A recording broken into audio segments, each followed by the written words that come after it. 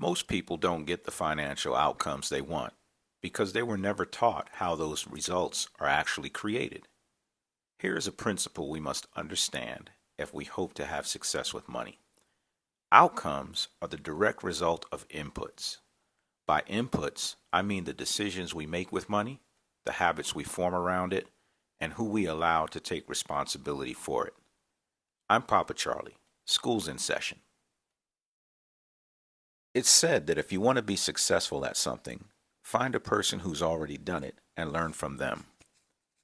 As a teenager growing up in New York City in the 70s, I wanted to drive a car. My big brother had a 1963 Pontiac with a 4-speed manual transmission. I knew how to drive a car. Problem was, I didn't know how to drive a stick shift. So I asked my brother, teach me how to drive a stick shift. My brother started off by explaining and demonstrating his technique for moving a car off a hill. He took me on a street with a big hill. He parked the car on the hill, put me in the driver's seat, and said, "Get the car off the hill. When you get the car off the hill, then we'll go do a driving lesson." I struggled and struggled and struggled. Every time I tried to move the car, I'd stall it out. But I finally got it. After about 4 hours of trying, I finally figured out how to get that car off the hill. From that point on, my brother took me driving throughout New York City. I learned how to drive that car, and I mastered the 4-speed manual transmission. Most schools in the United States don't teach financial literacy. Unfortunately, that means that most Americans learned about money from friends and family members who themselves don't have much of it. They were taught adages and sayings that sound good, but apply to an era that no longer exists. Is it any wonder that they struggle financially? We're a nation of proud people. Rather than admit we don't understand something, we tend to outsource the handling of it to the so-called experts to manage it for us. Seeking these experts seems like the right thing to do. After all, they are the experts, right? Well, as it turns out, many of these experts we trust to manage our money know only what they were taught by their employers, the banks, mutual fund companies, and insurance companies that earn their money through the products they sell and the fees they charge. Let me tell you a short story about what happens when smart, hardworking people outsource their money. In the 1970s, there was a man named John Bogle. John Bogle revolutionized investing by founding the Vanguard Group in 1974, and driven by the belief that fees destroy returns, he created a unique, customer-owned structure that favored long-term, low-cost passive investing. John Bogle was not anti-Wall Street. In fact, he was Wall Street. He was the CEO of the Wellington Group until 1974.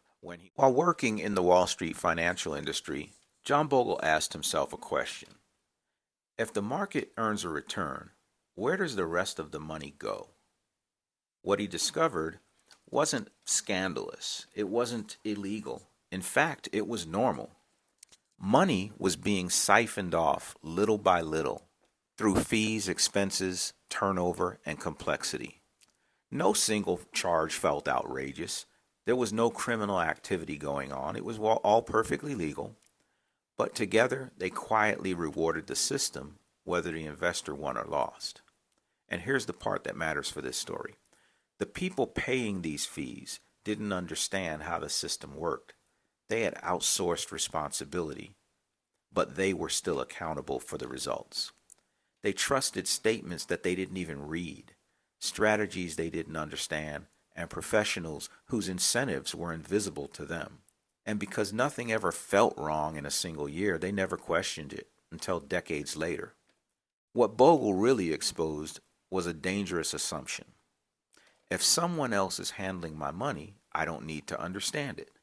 The system didn't fail those investors overnight. It worked exactly as it was designed. It just wasn't designed for them. More and more, television news broadcasts and YouTube videos come out to expose the chicanery that takes place in the financial world. But without an understanding of how money really works, we feel powerless to do anything about it. But awareness without ownership only creates frustration, not freedom. So we leave our hard earned money with those same experts that we know are not looking out for our best interests, and we hope that somehow everything will work out. The problem is that once we see what's really happening with our money, we can't unsee it. So, how are these outcomes the direct result of our inputs? Let's break down what actually happened. First, the average American works 40 hours a week to earn a paycheck. This person has been told all his or her life that the secret to building wealth is saving and investing. Here comes the first input. Don't miss this.